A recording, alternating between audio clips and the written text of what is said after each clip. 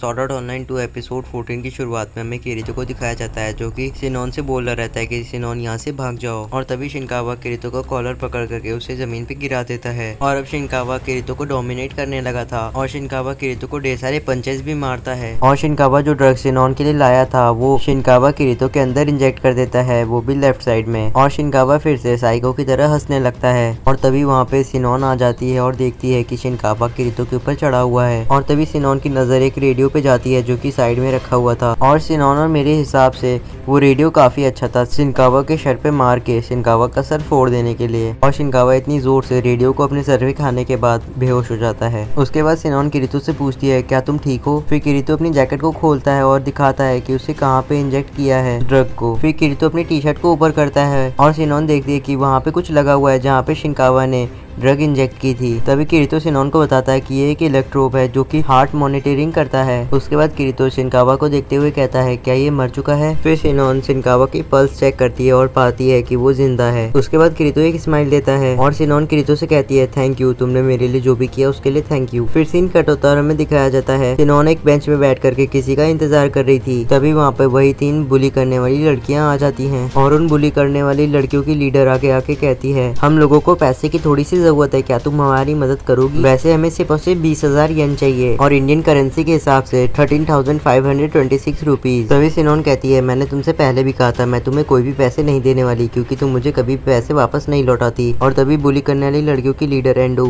अपने पर्स से एक प्लास्टिक की गन निकाल लेती है और शिनोन की तरफ पॉइंट कर देती है। और उसके बाद वो ट्रिगर दबाती है पर वहाँ से फायर होता ही नहीं है। और तभी शिनोन उसके हाथ से गन ले लेती है और कहती है तुमने इसका लॉक नहीं खोला है। उसके बाद शिनोन एंडो को फायर करके दिखाती है और शिनोन को अब गन से डर नहीं लगता। ये देख करके एंडो काफी ज्यादा हैरान हो जाती है और जमीन पे गिर जाती है। फिर सीन शिफ्ट होता है और हमें दिखाया जाता है किरीतो शिनोन के स्कूल के बाहर अपनी बाइक के साथ वेट कर रहा था शिनोन का। और किरीतो को अपने स्कूल के बाहर देख करके शिनोन काफी ज्यादा हैरान हो जाती है। फिर किरीतो शिनोन को देख के कहता है तो चलो चलते हैं। उसके बाद सीन कट होता है और हमें दिखाया जाता है कि किरीतो और शिनोन कियोका से मिलने आए थे। उसके बाद हम लोग को वही सारी चीजें रिवाइज कराई जाती हैं जो कि डेथगन और शिनकावा ने मिलके की थी, जैसे कि सारी की सारी प्लानिंग और किलिंग। देन शिनोन कियोका से कहती है कि शिनकावा और उसके बड़े भाई का क्या हुआ। फिर कियोका बताता है कि उन दोनों को हॉस्पिटल में भेजा गया है जहाँ पे उनकी मेंटल स्टेबिलिटी का चेक होगा। उसके बाद उन लोग को सिक्योरिटी में रखा जाएगा। फिर कियोका किरीतो से कहता है शिनकावा के बड़े भाई रेड आई ज़ाज़ा डेथगन ने उसके लिए एक लेटर को भेजा है और उस मैसेज में लिखा था कि तुम्हारे पास इतनी ताकत नहीं है किरीतो कि तुम सब कुछ खत्म कर पाओ और अभी कुछ भी खत्म नहीं हुआ है। और फिर किरीतो उस लेटर के बारे में सोचने लगता है। फिर उसके बाद सीन कट होता है और हमें दिखाया जाता है किरीतो और शिनोन बाहर आ चुके थे और किरीतो शिनोन से पूछता है क्या तुम खाली हो। और शिनोन कहती है हाँ मैं भी तो खाली हूँ पर मैं बाद में बिजी रहूंगी। और फिर किरीतो और शिनोन डाइसी कैफे में आ जाते हैं और फिर किरीतो और शिनोन उस कैफे के अंदर जाने लगते हैं। और तभी रिका जो की असुना के बगल में बैठी थी वो कहती है किरीतो तुमने काफी ज्यादा देर कर दी, तुम्हारा इंतजार करते करते मैंने 2 एप्पल पाई खा ली और अगर मैं मोटी हो गई तो इसमें सिर्फ और सिर्फ तुम्हारी गलती होगी। और उसके बाद किरीतो कहता है एप्पल पाई तो तुमने खाई